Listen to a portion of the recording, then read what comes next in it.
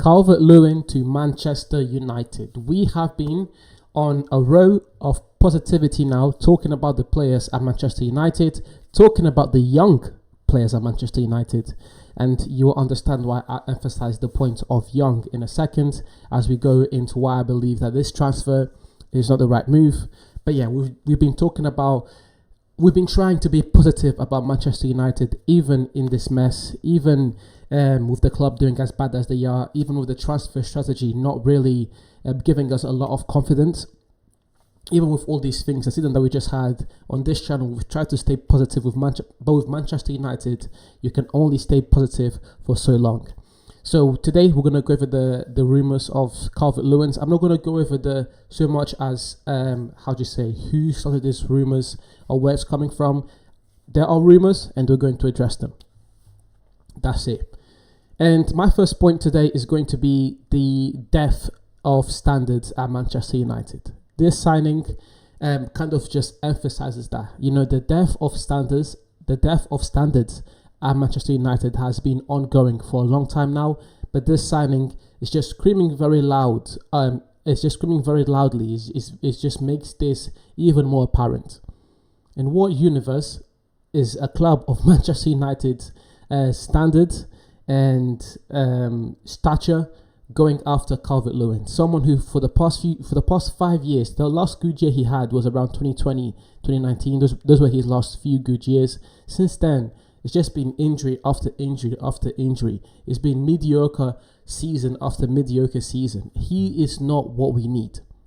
If you're comparing Calvert-Lewin to Rasmus Højlund, I genuinely believe Rasmus Højlund has a much higher upside. And even if you don't believe that Rasmus Højlund, even if you're not as high as Rasmus Højlund as I am, you can at least agree that for Manchester United, it's much better for us to give Rasmus Højlund at least 5 years than to give Calvert-Lewin 2 years, than to give Calvert-Lewin a season at Manchester United. There's no point. Yes, this signing is free, but this is the type of signing that the teams around, I was going to say the teams around the mid-table, but we are below a mid-table club, so I can't really use that point anymore. But you know what I mean. You know, we're not aiming towards that standard. We're aiming towards the top, and for us to be aiming towards the top, these are not the type of players we should be signing. We just missed out on Gyökeres.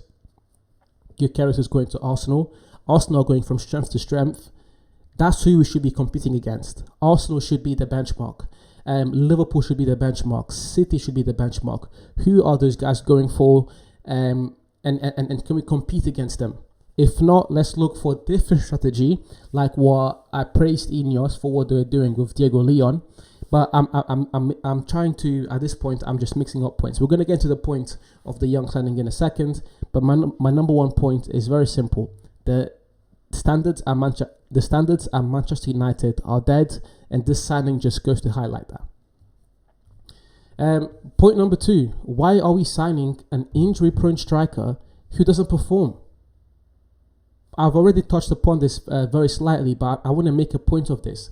Why are we trying to sign an injury-prone striker who doesn't perform, who hasn't performed since 2020? Who will that help? Who is he going to develop? Is he going to be at the club for 5 years? He's 29 and he's injury-prone. But yeah, and now we come to my third point, and this is the point that I've been hinting at since the start of the video. And it's a simple fact that Ineos seemed to have a strategy, and this strategy kind of clashed with Ten Hag at points because Ineos were only targeting young players, and I praised them in the signing of Diego Leon. I've made a recent video on Diego Leon, and I praised Ineos for sticking to their guns. Even when things weren't going well, they're going to stick to the strategy of going out there and getting young players and developing from within, which is something that I genuinely believe. And you just need to look at the wider sports world, at the wider sports teams, and those kind of sports to see that it works. You look at McLaren with Oscar Piastri and Lando Norris. You look at the OKC team with Shea and the other guys in the NBA. Developing young talent works. It just works. So if we can't get the best guys in the world like City, Liverpool and Arsenal and Real Madrid and all these other clubs, okay, so we're going to develop these players. That is definitely a strategy that I can get behind. But Calvert-Lewin doesn't fit either one of those tactics. It doesn't fit the top club's tactics of going for the best players, because Calvert-Lewin is nowhere near being one of the best football players in the world, and he's not young. So there's no point on signing him. There's no upside. He's not good enough, and he's not young. He's not a developing player. He's already developed into what he is, and he's already hit he has already hit his peak. You know, could Calvert-Lewin come out next season and score 30 goals? That is a gamble. If we're going to play a gamble, let's play a gamble on Rasmus Højlund, a player that we already have, a player who in his first season was quite good, and in his second season he had to deal with a very crap team. I'd rather gamble on Rasmus Højlund than give Calvert-Lewin the time of day. Very simple. Third point, very simple. Signing Calvert-Lewin just doesn't make sense. It doesn't fit the going for the best player tactic, and it doesn't fit the develop young players tactic. It just does not make sense. He's a mediocre player, and it's not even a mediocre move. It's just a bad move. Do not sign him. He is not good enough. If we're going to play a gamble on anyone, let's play a gamble on Højlund, Xerxes, or go out there and sign someone like Osimhen. And yeah, and then my fourth point kind of links back to this, and it's just that this is not a step forward. This is a step backwards. And I'll leave it at that. I won't even try to explain that anymore, because I feel like I've done a good job at explaining that from my other points. This is not a step forward. This is a step backwards, and we should stay away from this deal because it stinks. This isn't what we should be going after. And last point, because I'm going to make a video on this very soon, Ineos should be trying their hardest to get the fans on their side.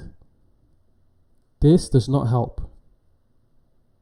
This does not help. But anyways, guys, I appreciate you watching this video until the end. Please let me know in the comments what you guys think.